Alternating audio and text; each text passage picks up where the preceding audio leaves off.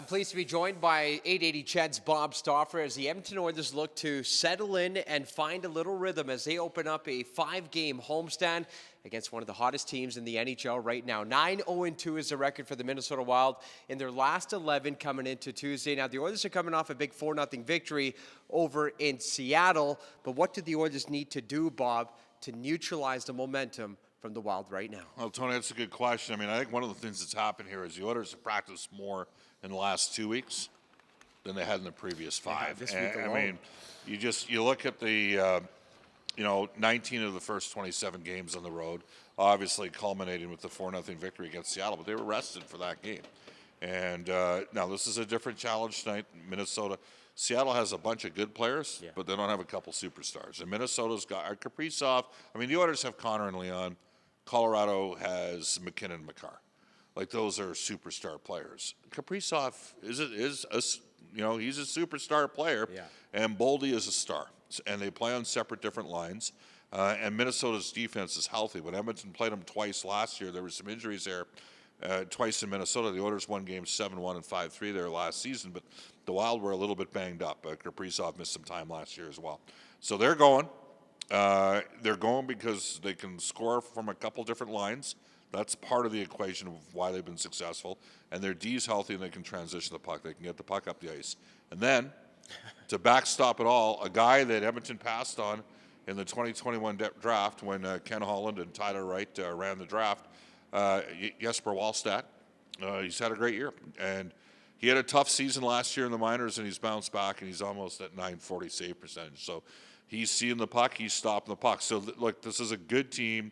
It's a different, Minnesota's played pretty well over the last several years against Edmonton. Like, you look at some of the plus minuses of the Oilers players against the Wild. Like, I think Evan Bouchard's like -14 in his career against Minnesota. Wow. And Evan's a plus player all time, like a pretty significant plus player. So that tells you a little bit of a shift last year. We'll see whether or not that, continues. I mean, one of the things, Tony, for me is Minnesota was, when they had Marcus Foligno and Hartman, Foligno's out right now, but they've got some heaviness to their lineup as well. And I thought at times, Edmonton got kind of pushed around and boxed out of games in many.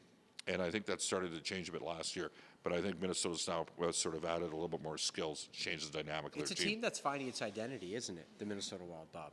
They're starting to really find their rhythm a little bit. Well, headlined by their number 97. Yeah, I mean, I think they have more skill than they've had before. Yeah. Their defense, I mean, it's good.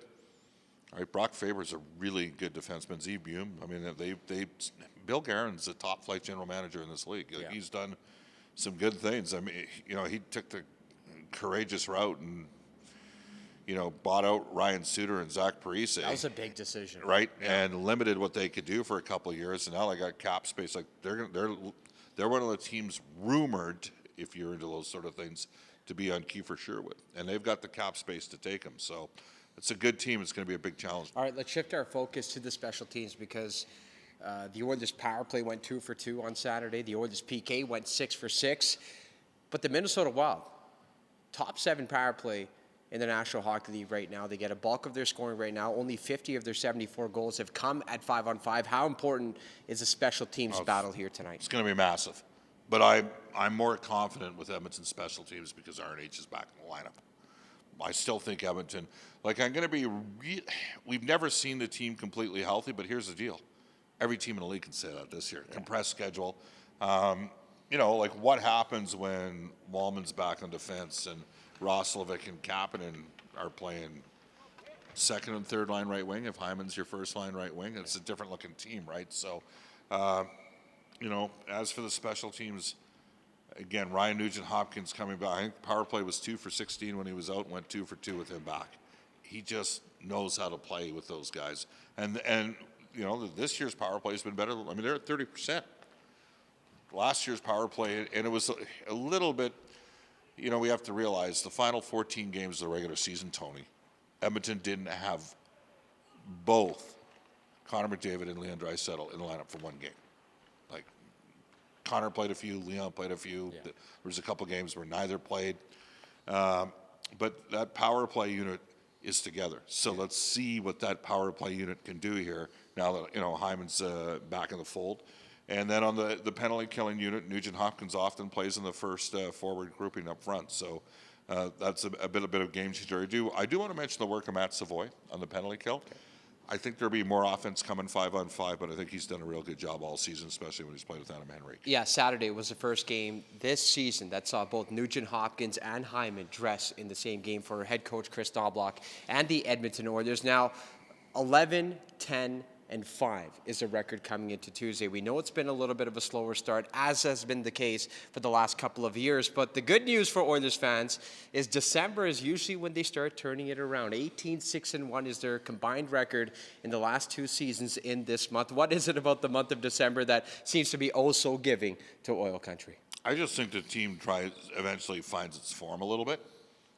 This year they got a lot of home games in December. Like I don't know how many games the team has overall. They got 15 games in December, 13 games, whatever it is. My expectation, like I would be surprised if Edmonton played under 600 hockey in this month, just because the amount of home games. I mean, well, you know what though? Now I'm doing the math.